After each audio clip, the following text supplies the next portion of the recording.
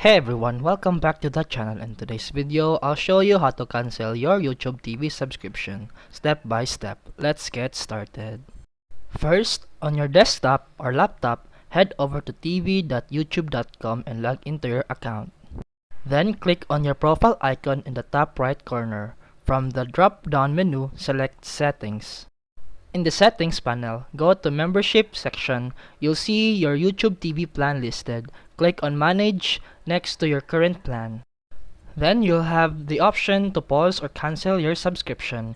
If you want to cancel, select Cancel Membership at the bottom right. You'll be prompted to select a reason. Just pick one and click Continue Canceling. You can also pause instead of canceling. On the same page, you can choose Pause Membership. Your account won't be charged during the pause and you can resume anytime.